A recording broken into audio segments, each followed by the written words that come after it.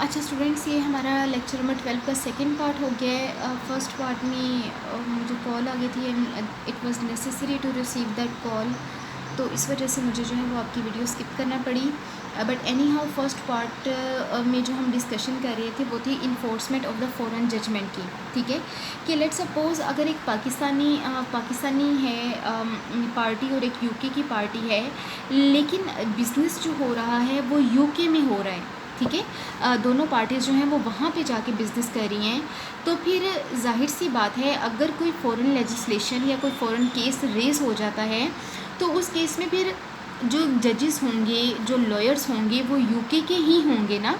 तो अगर late suppose कि अगर यूके के जजेस या लॉयर्स जो हैं वो अपने लेजिस्लेशन के लिहाज से अपने रूल्स रेगुलेशंस और जो भी उनके कवानीन हैं वो उसके मुताबिक जो है वो उसका फ़ैसला करेंगे,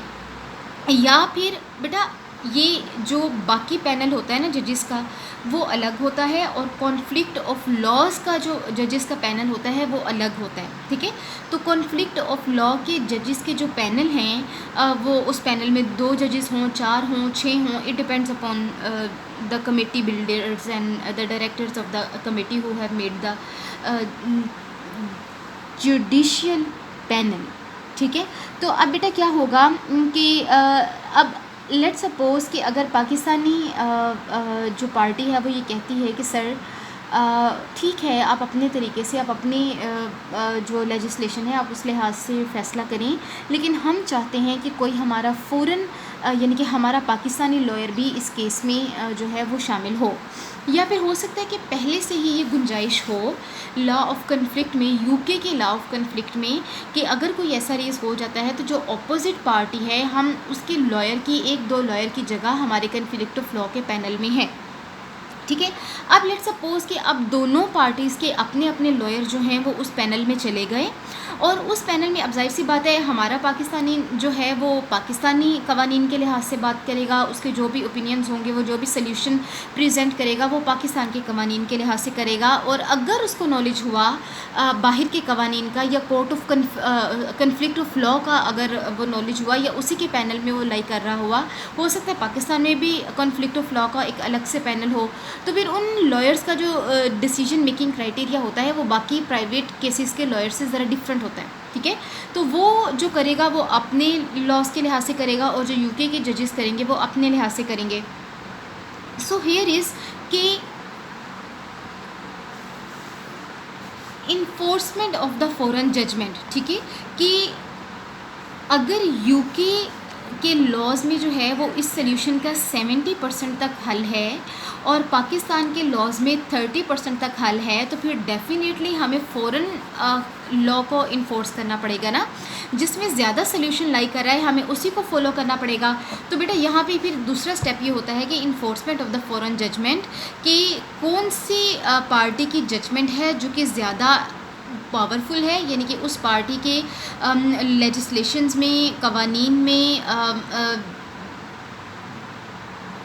क्या होता है आर्ग्यूमेंट्स में और वे ऑफ डीलिंग में जो है वो ज़्यादा सोल्यूशन छुपा है एक प्रॉब्लम का rather than the other party. तो फिर ये भी देखा जाता है कि उसको लीगली जो है वो फॉरेन जजमेंट के तौर पे किस तरह से हमने जो है वो लेके चलना है। देन बेटा फिर ये देखने के बाद, ये डिसाइड करने के बाद कि ज़्यादा सोल्यूशन किस लॉ में जो है वो लाई कर रहा है, फिर हम एक GIT, लाइक जैसे पाकिस्तान में GIT बनी थी, उसी तरह से ये है एस्टेब्लिशमेंट ऑफ द पैनल। फिर पैनल, एक नया पैनल एस्टेब्लिश होता है जो कि उस पैनल को पिछले स्टेप में डिज़ाइंड जो लॉज होते हैं जिनके तहत उसको हल किया जा सकता है, उसके मुताबिक जो है वो उसको उस केस को स्टडी करते हैं, उसके मुताबिक उसकी प्लानिंग करते हैं, and then selection of the law, और फिर म्यूचुअल कंसल्टेशन से ये डिसाइड किया जाता है कि yes which law should be selected for the solution of this particular case and which not. ठीक है, अब बेटा ये एक रफ सा भी कह लें, लेकिन मैंने अच्छे से एक्सप्लेन कर दिया है, लेकिन मज़ीद आगे मैंने इन पॉइंट्स को मज़ीद डिटेल में जो है वो मैंने डिस्कस किया है, तो वो साथ साथ आपका चलता जाएगा, मैं आपको बताती रहूँगी कि कौन सा इसमें आता है। ठीक है, लेकिन एनी हाउ ये 3 पॉइंट्स थे प्रोसेस के जिसके ज़रिए से कॉन्फ्लिक्ट ऑफ लॉ जो है वो इसमें डील करता है। अब बेटा यहाँ पर मैंने नंबर 1 मेंशन किया है which relates to this point जो कि बेसिकली इस पॉइंट से रिलेट करता है, recognition of the situation and the enforcement of the foreign judgment. ठीक है, ये दो पॉइंट्स मिलके एक पॉइंट बनाते हैं, जिसमें इसमें हम ये देखते हैं कि you need to know what sort of dispute has been raised. वही बात जो मैंने आपसे पहले कही कि कौन सा डिस्प्यूट जो है वो रेस हुआ है and what is it's legal value, और इसके लीगल वैल्यू पे, और अगर वो कानून में कानूनी तौर पे अगर उसको ले जाया जाएगा तो वो कितनी हद तक कानून में इंडल्ज होगा और कितने हद तक, क्योंकि बास केसेस होते हैं ना कि वो अगर कानून में चले भी जाएँ, अगर वो लीगल प्रोसीडिंग्स में चले भी जाते हैं तो उनका एक प्रॉपर लीगल प्रोसीडिंग में जाने से पहले जो है वो ये हल होता है कि अगर दोनों पार्टीज़ जो हैं वो म्यूचुअल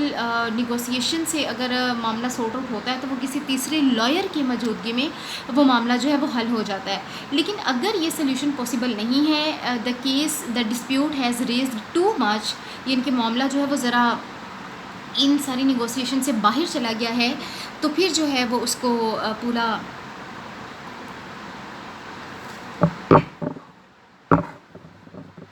उसको जो है वो लीगल प्रोसीडिंग्स में जो है वो लेके जाया जाता है। ठीक है, तो सबसे पहले ये कि वो मामला है क्या और उसकी क्या लीगल वैल्यू है। Then perception of the foreign jurisdiction, फिर ये देखना है कि अगर दो कंट्रीज़ के अलग अलग लॉयर्स जो हैं वो उस केस को डील करें तो देन डेफिनेटली, जैसे कि मैंने पहले आपको बात की कि दोनों की परसेप्शन जो है वो अलग अलग होगी। पाकिस्तानी अपने लिहाज से करेगा, यूके रेजिडेंशियल्स अपने लिहाज से करेंगे। एंड देन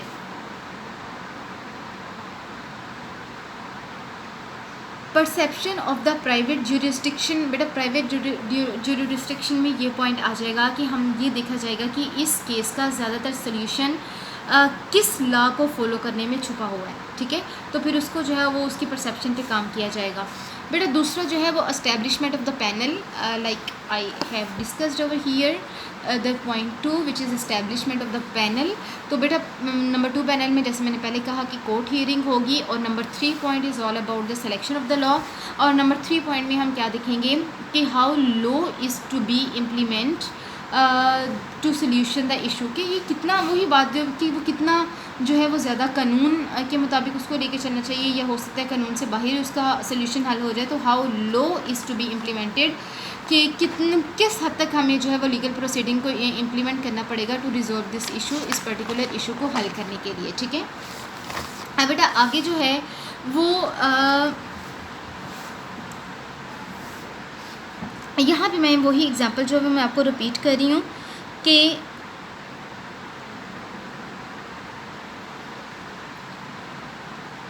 पाकिस्तान और दुबई वाली जो मैंने आपको एग्जांपल दी थी वो एक्चुअली मैंने यहाँ पे लिखी हुई है। सो बेटा अगर पाकिस्तान है, ये मैं पहले कॉन्फ्लिक्ट ऑफ लॉ से पहले की बात जो मैंने आपको दी थी कि action has occurred in Pakistan, breach of contract in Pakistan, then no foreign element.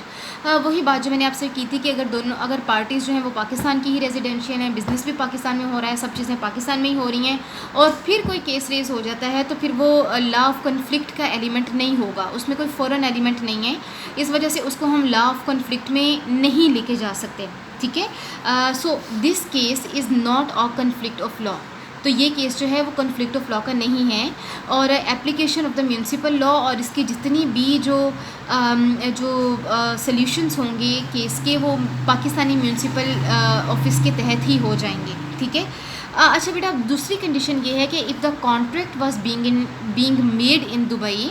Contract जो है वो दुबई में हुआ था between Pakistani and Dubai nationals, वही जो मैंने पहले आपको एग्जांपल दी, nationality holders, but it was to be performed in Pakistan. लेकिन ये जो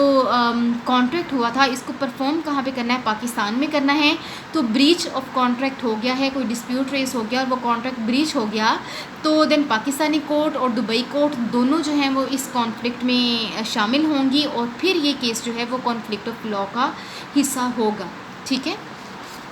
सो कॉन्फ्लिक्ट ऑफ लॉ बेसिकली होता क्या है कि इट्स अ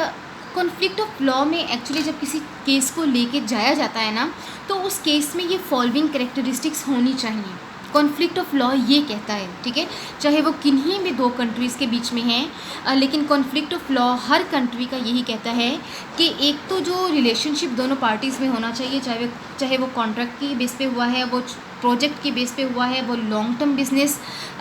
डीलिंग्स के बेस पे हुआ है, वो जिस भी किस्म का बिज़नेस कॉन्ट्रैक्ट हुआ है वो रिलेशनशिप लीगल होना चाहिए। ऐसा नहीं है कि ज़ुबानी कलामी दो पार्टीज़ ने बात कर ली और कोई भी जो है वो किसी भी ना पाकिस्तान की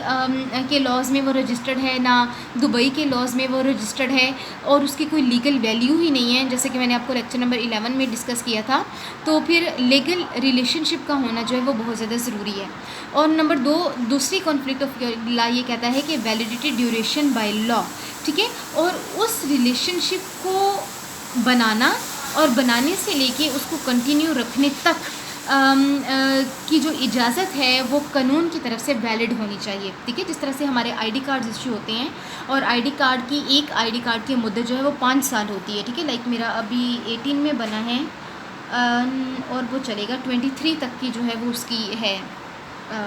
जो एंडिंग उसका time period, terminating time period है, ठीक है। तो वैलिडिटी जो है वो उसकी 5 ईयर्स तक है। तो इसी तरह से जब रिलेशनशिप बनता है दो पार्टीज़ के बीच में तो लॉ ऑफ कन्फ्लिक्ट ये कहता है कि कोर्ट की तरफ से उसकी वैलिडिटी का जो सर्टिफिकेट होता है वो दोनों पार्टीज़ के पास होना चाहिए। तो फिर जो है वो आप किसी भी मुल्क के लॉ ऑफ कन्फ्लिक्ट में जाके अपने केस को रेफ़र करेंगे, उस मुल्क का लॉ ऑफ कन्फ्लिक्ट उस केस को लेगा और उसको सल्यूशन भी उसको देगा लीगल प्रोसीडिंग्स के थ्रू, ठीक है।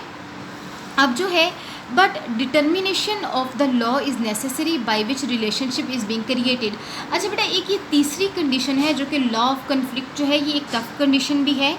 लॉ ऑफ कन्फ्लिक्ट जो है वो इस चीज़ को नेसेसरी करार देता है। ये हमारी जो थर्ड कंडीशन है उसमें ये कहते हैं कि लॉ ऑफ कन्फ्लिक्ट का कहना ये है कि जब दो डिफरेंट कंट्रीज़ की पार्टीज़ आपस में बिज़नेस डीलिंग करती हैं, ये किसी एक बिज़नेस कॉन्ट्रैक्ट पे जो है वो एग्री हो जाती हैं, तो उस कॉन्ट्रैक्ट के एग्रीमेंट के वक्त भी वहाँ पे लॉयर्स का होना मौजूद है, ठीक है। दोनों पार्टीज़ के अपने अपने लॉयर्स वहाँ पे होने चाहिए, ठीक है। चूँकि जब लॉयर्स वहाँ पे मौजूद होंगे तो उसके लिए तो एक ये आसानी हो जाएगी, एक फ़र्स्ट उसका हेड ये निकल जाएगा कि ये जो केस है ये लीगल हो गया है और वैलिडिटी यानी कि ये रजिस्टर्ड हो गया है उन दो कंट्रीज़ के कानून में, ठीक है। और दूसरा ये होगा कि फिर वो दोनों लॉयर्स, चूँकि उनको तो लॉ का नॉलेज होगा, बिजनेसमैन को नहीं है, लेकिन वो जो दो लॉयर्स जो अब ऐड करेंगे अपने कॉन्ट्रैक्ट की एग्रीमेंट में, उन दोनों लॉयर्स को तो नॉलेज होगा लॉ का, तो वो दोनों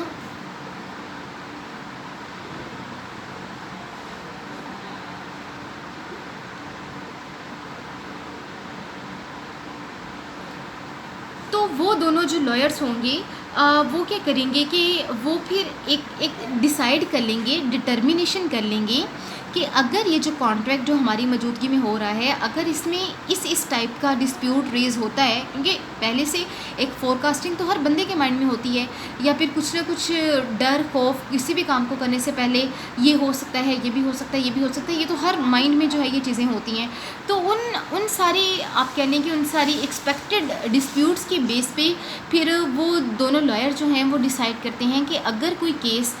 इस किस्म का रेस हो जाएगा तो उसको जो है वो कन्फ्लिक्ट ऑफ लॉ के दर्ज झैल जो है वो सेक्शन के तहत जो है वो उसको हल किया जाएगा। यानी कि एक चाहे बहुत ज़्यादा डीपली नहीं, रफली ही सही, लेकिन एक लॉ जो है वो उसी वक्त सेट कर लिया जाता है उस कॉन्ट्रैक्ट के लिए कि अगर इस कॉन्ट्रैक्ट में कहीं कोई इशू होता है तो वो इस कानून के मुताबिक जो है वो सॉल्व किया जाएगा। और उस पर दोनों पार्टीज़ भी एग्री होती हैं, दोनों पार्टीज़ के लॉयर्स भी एग्री होते हैं, और जब लॉयर्स एग्री हो गए तो देन डेफिनेटली जो कोर्ट है या जो लीगल जो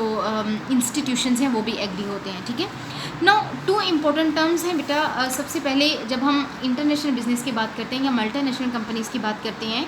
तो बेटा 2 टर्म्स आती हैं कानून के लिहाज से। पहली टर्म होती है पब्लिक नेशनल लॉ और दूसरी जो होती है वो कन्फ्लिक्ट ऑफ लॉ। बेटा पब्लिक नेशनल लॉ, ये चीज़ें मैं पहले भी रिपीट कर चुकी हूँ कि जो अपने यानी कि इंटरनेशनल बिज़नेस और मल्टीनेशनल कंपनीज़ के बाहर के जितने भी कानून हैं, किसी की शादी का केस हो गया, किसी के तलाक का केस हो गया, किसी की प्रॉपर्टी का केस हो गया, ये किसी किस्म के डिफरेंट जो केस होते हैं,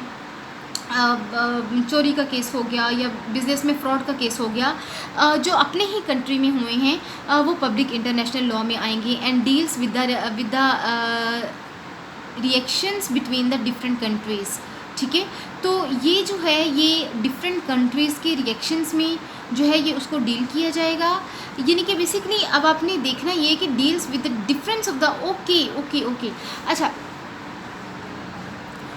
बेटा अब जो बात है ना, इस ये दोनों पॉइंट जो कॉन्सेप्ट आपको डिलीवर कर रहे हैं ना, वो कॉन्सेप्ट ये डिलीवर कर रहे हैं कि अगर कोई केस ऐसा हो गया है, जैसे मैंने आपको सिर्फ अपने मुल्क की एग्जांपल दी, अब लेट्स सपोज़ कि इस एग्जांपल को आप इस तरह से भी कोड कर लें कि दो मुख्तलिफ कंट्री के लोग जो हैं वो इस किस्म का केस लेके आ गए हैं, ठीक है। तो उसमें जो है वो दोनों कंट्रीज़ के लिहाज से जो डिफरेंट बहुत ज़्यादा डीपली नहीं जाएंगे, लेकिन एनी हाउ जो मोटे मोटे कानून होंगे डील करने के लिए, उनके मुताबिक जो है वो इस केस को डील कर लिया जाएगा। लेकिन अगर मामला कन्फ्लिक्ट ऑफ लॉ का है तो उसमें जो है वो हम मोटे मोटे फिर कानून की बात नहीं करेंगे, हम डीपली दोनों कंट्रीज़ के डिफरेंस ऑफ लॉ में भी जाएंगे, डिफरेंस ऑफ ओपिनियन में भी जाएंगे, डिफरेंस ऑफ जजमेंट में भी जाएंगे और डिफरेंस ऑफ लीगल सोल्यूशन में भी जाएंगे, ठीक है। यानी कि फिर हम डीपली जाके चीज़ों को सॉल्व करेंगे कि deals with the difference of the legal systems, के लीगल सिस्टम्स में जो डिफरेंस है उस लिहाज से भी इसको डील किया जाएगा इन द डिफरेंट कंट्रीज़ के, ठीक है। सो आई होप सो कि आपको ये पॉइंट भी क्लियर हो गया हो। अच्छा बेटा, अब आगे जो है वो ज्यूरिसडिक्शन है और चॉइस है, बिल्कुल ये थर्ड वाला पॉइंट आप कह लेंगे, ये मज़ीद है कि इस्टेब्लिशमेंट ऑफ द पैनल, यानी कि ज्यूरिसडिक्शन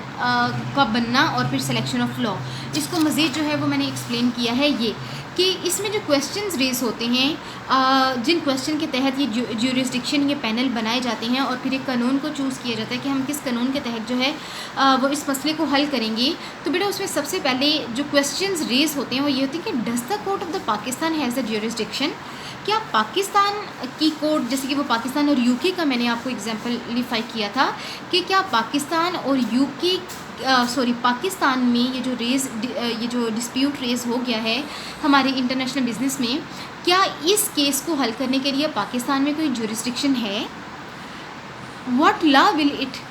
अप्लाई, और अगर है तो कौन से लॉज जो हैं वो अप्लाई होंगे,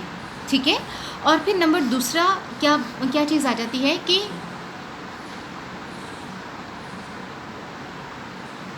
what jurisdiction is there for the existence of the law, कि इन ऐसे मसाइल को जो कि हमारा बिज़नेस के मसले आ गए हैं, इन मसाइल को हल करने के लिए जो पैनल हैं उस पैनल में जो इनके नॉमिनेटेड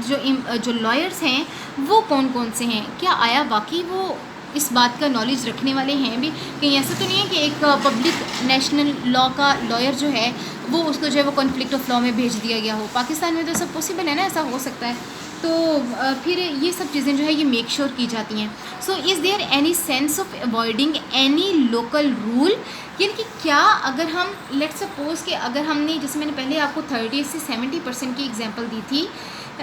कि अगर पाकिस्तान के कानून में 30% सोल्यूशन है और यूके के कानून में 70% सोल्यूशन है, तो वो कौन सी बेसिस हैं जिनके बिना पे हम पाकिस्तानी कानून को जो है वो हम इग्नोर कर रहे हैं, ठीक है, और वो बेसिस जो है वो वैलिड होनी चाहिए, ठीक है। Like is there any sense of avoiding any local rules, समझ में आ गया, and applying another one system, और फिर किसी दूसरे के सिस्टम को अप्लाई करना जो है वो कितना ज़्यादा वैलिड है और कितना ज़्यादा एक्सेप्टेबल है किसी भी एक कंट्री के लिहाज से। अब बेटा जैसे ये जो क्वेश्चंस मैंने आपको ज्यूरिसडिक्शन एंड चॉइस के लिहाज से मैंने ये क्वेश्चंस आपको दिए, ये मैंने पाकिस्तान के लिहाज से एक्सप्लेन किए, राइट। अब हर कंट्री में जब इस किस्म की ज्यूरिसडिक्शन बनती है कॉन्फ्लिक्ट ऑफ लॉ में, तो वो कंट्री अपने लिहाज से इन क्वेश्चंस को आंसर करके फिर वो जो है वो पैनल को बनाता है और फिर लॉ को जो है वो चूज़ किया जाता है, ठीक है। जब एक वैलिड, सॉलिड और एक्सेप्टेबल आंसर्स मिल जाते हैं इन सारे क्वेश्चंस के, तो फिर जो है वो पैनल बनाया जाता है और फिर लॉ को जो है वो चूज़ करके उसका सोल्यूशन बता दिया जाता है, ठीक है। सो बेटा अब क्या है कि ये आपका चॉइस थी, उसकी पूरा आपका कॉन्फ्लिक्ट ऑफ लॉ का प्रोसेस था। अब बेटा आगे जो